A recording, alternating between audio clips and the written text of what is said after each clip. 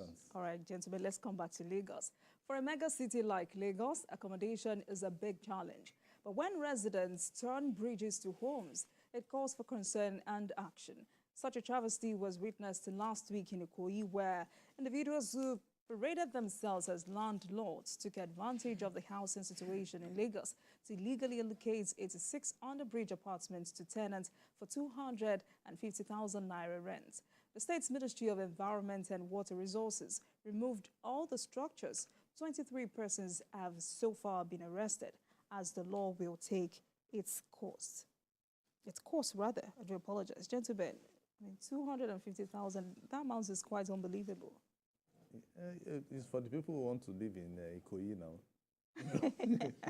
Okay, there are some who say must you live in Lagos, so now it's must you live in lkoyi. Yes, before somebody will tell you, okay, well, there are two things. I'm looking at it as there are some people who have jobs in lkoyi or the highland, and they are looking for cheaper accommodation Under the bridge. And so somebody will tell them, okay, come and pay 250K. And then you go there and you manage. Okay?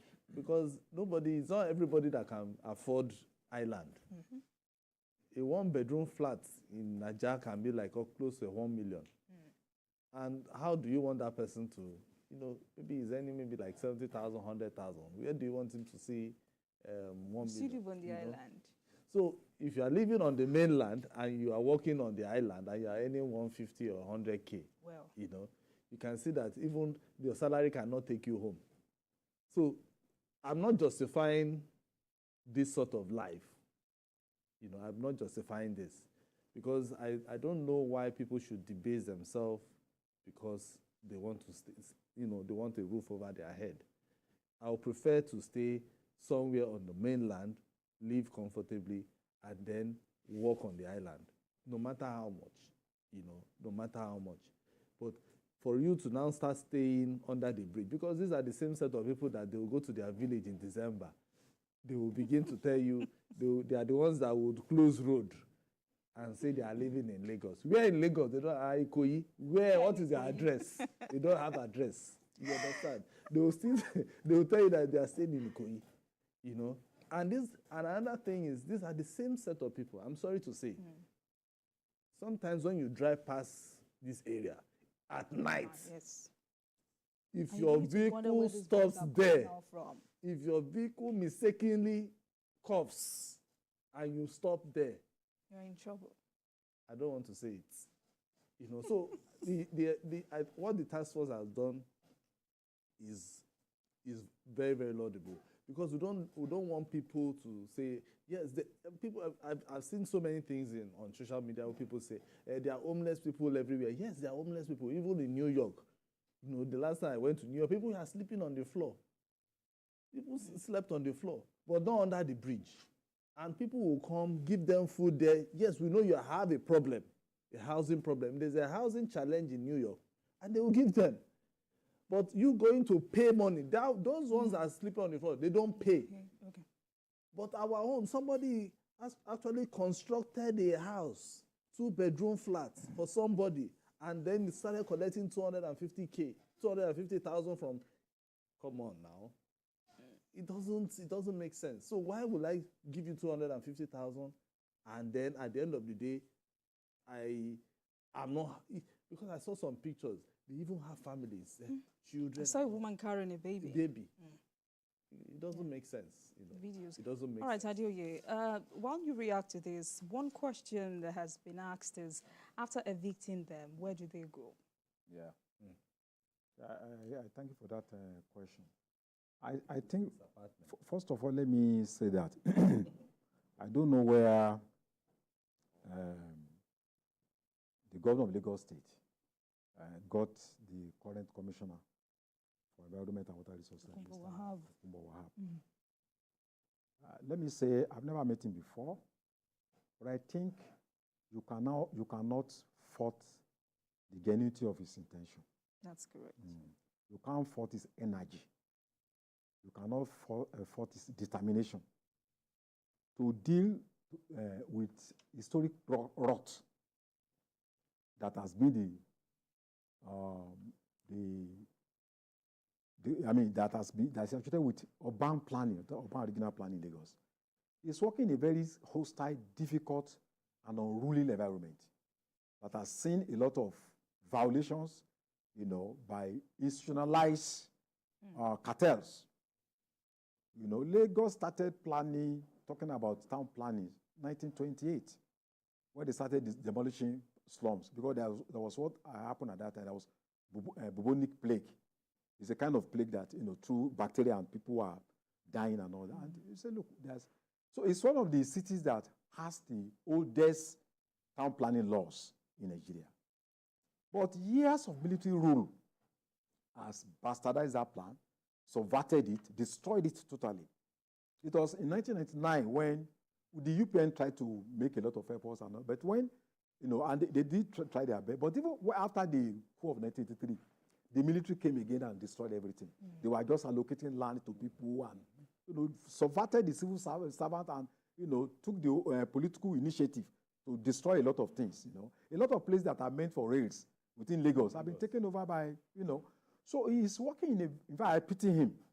And he's taking a big risk. So I think the discovery of within the time he came there, he has carried out 367 enforcements, visited hospitals, public institutions to ensure that they abide by law. And in an environment where politicians, individuals, powerful cartels, you a young man, you're just trying to confront. It's not easy. Absolutely. So that's why I say he's a courageous person. But there are socio-economic issues. Because for you to discover 86 apartments under a bridge raises a lot of questions. Are we saying some people are not aware? The police, the security, even the town planning officials, local government chairmen, the ballers, are not aware? Then the fact of the matter also is that, well, we have asked them to go and know that there's no man born of a woman that would deliberately choose to go and live under the bridge out of his own volition. Women, children. The media, we have described them as miscreants.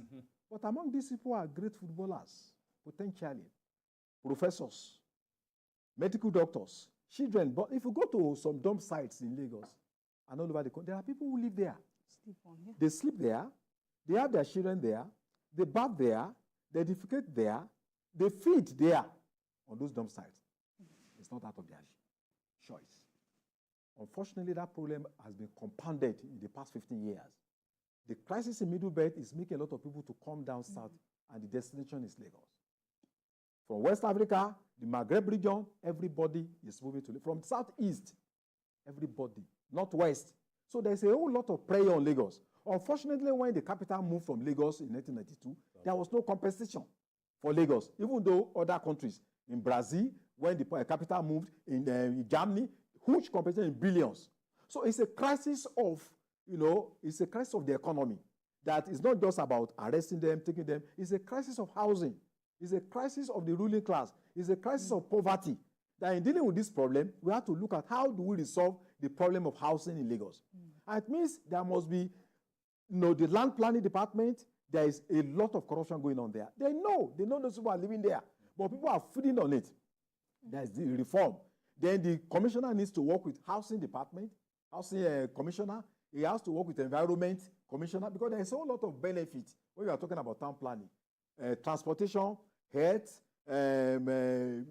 ecosystem. So we need a better, a more beautiful Lagos that can meet global standards. But at the same time, we have to operate as if we are surgeons, in a very surgical manner, that we don't create social crisis that is not a part of the consequences that we anticipated. Because if we don't address the problem of housing, I think if Lagos federal government does not realize that Lagos needs to get compensation to deal with monumental problems that are emerging because of the crisis at the national level, then Lagos will find it difficult to shoulder this burden. People are coming here every day, go around. People are sleeping under the bridge, coming from Zamfara, from Chad, from Niger. So federal government must address these issues, not what Lagos state government alone can do. So there is a crisis of housing in Lagos, and we have to look at it from the broad outlook of the socio-economic crisis that has forced people to, seek to survive, to the extent that they can live anywhere just because they want to live in this world. With that, some have committed suicide because they cannot cope. So in addressing the problem, we must also realize that housing crisis, corporate banks that are making billions from Lagos, they must invest in housing. They must help the Lagos State government. And this is where, where we say Lagos, the government cannot do it alone. They cannot do it alone. If you are making trillions of, you must also invest in housing too. And Lagos State government must begin to buy land so that they can determine how structures in those areas will be used, will be utilized. New York, Tokyo, they are talking about high scrapers. But in Lagos, we are still talking about you take 2 plots of land, you build. So Lagos must make it so that people can build 8-story building. It can be 1 plot. You can have about 10 families there. I buy the plot, but 10 other families coming, then we have about 15-story there. So that I don't just buy 1 plot and build 1 building and then I want to build it to my own comfort. We have to make use of the airspace in order to address the booming problem, the simmering problem of housing in Lagos. All right, taking it up from where Adeye stopped, he has talked about the kind of pressure on Lagos State government. From your own perspective, how can this be addressed? The pressure on the government? Yes, on Lagos. Okay, good. If it's Lagos, fine, but not because I'm not sure the Lagos State government, they are making money. Well, can we say they're making money? I mean, this is why the commissioner is out there doing all he can to sanitize the environment. The commissioner is doing well, is doing really, really well. Adeye said something which I think I've seen in several countries that I've been to. For people like this who want houses, okay, who maybe they are homeless, rather than seeing them on the street, you build skyscrapers. You don't need to be so furnished. Just something that they will call a shelter. Government builds it for them, and then you know that at the end of the day, they have somewhere they will go to, rather than them staying under the bridge. Okay? So we know that Lagos is being pressured. Lagos is being pressured because Lagos was the capital of Nigeria. And everything, you can't come to Lagos and you want to go home empty-handed. It means other governors must also sit up. Yeah, of course, they need to. They need to. We have Ogun State. People can still go to Ogun State. There are so many people living in Ogun State and they work in Lagos. In fact, now, I know some people in my office, they stay in Oyo, Ibadan. And they come they stay in Lagos. So when they stay like 2-3 days afterwards, they go back, So people, I'm not saying people should leave Lagos. All right, gentlemen. But because it's a land of opportunities, so we'll just give people that opportunity. Like the government just has to look for an holistic plan for people like this and not just discard them. All right, gentlemen, thank you for your perspective so far. Let's take a break, and when we come back, we will